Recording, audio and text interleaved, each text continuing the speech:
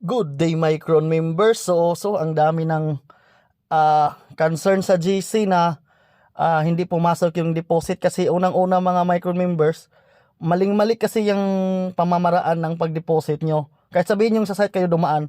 Kasi hindi pa nga na-successful yung deposit, back na kayo ng back. Huwag nyo kasing i-back habang hindi pa na-successful. So sundan nyo tong video na to ha para talagang sure ball na papasok yung deposit nyo. So, nandito po tayo ngayon sa aking account. So, una nyo pong gawin ito, mag-buy coins kayo. Ayan. So, after dito, mamili po kayo kung anong prefer nyong i-deposit dyan.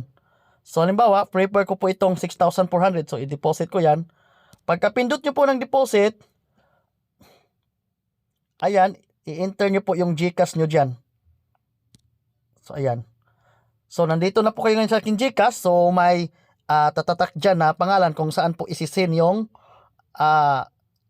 dideposit nyo po. Next nyo dyan, confirm. Tapos hintayin na manghingi yan si GCash ng PIN. Punta po kayo sa messages dito.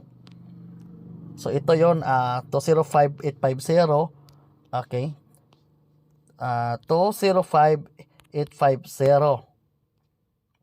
So ayan. Submit nyo po. So magsisend na yan. So ayan, dito ang karamihan nagkakamali. Kasi back sila ng back kaya hindi pumapasok yung deposit. So ang gagawin nyo dyan, ito. Nandyan naman yan lahat sa lahat ng cellphone. Balik po kayo doon sa mismong site. Ayan.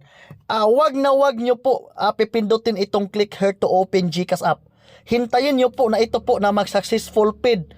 Kasi ang kadalasan ginagawa ng iba, kiniklik kasi nila yung click here to open GCash. Pag pinindot nyo yan, talagang hindi yan papasok. Or, hindi pa po nag-successful paid. Yan, hindi pa po nag-successfully paid. Back ng back ito. Pinipindot ito. Pinipindot yan. Wait lang ha. Ito, pinipindot to. Ayan. Pinipindot itong back. Pindot ng pindot dyan. Kahit hindi pa nag-successful paid. Kaya, pagdating doon sa, dito, ito, iba ko na to ha, kasi nag-successful paid naman. Ayan, pagdating po dito, zero. Kasi hindi pa nga nag-successful paid, nag-back na. Or, pagdating doon, kasi nakita yung click here to open GCash, bakit i-open nyo pa yung click here to open GCash, tapos naman po kayo nagbayad. So, ang kailangan nyo gawin, hintayin nyo lang na mag-successfully paid, tapos, pwede na kayong mag-back. Yung ginagawa ng iba, kahit hindi pa nag-successfully paid, back na, nasobra nata sa excited. Kaya, ayun, pagdating dito, zero. Diba? So, sana nakatulong tong video na to mga boss. Hopefully, nakatulong po ito. Salamat.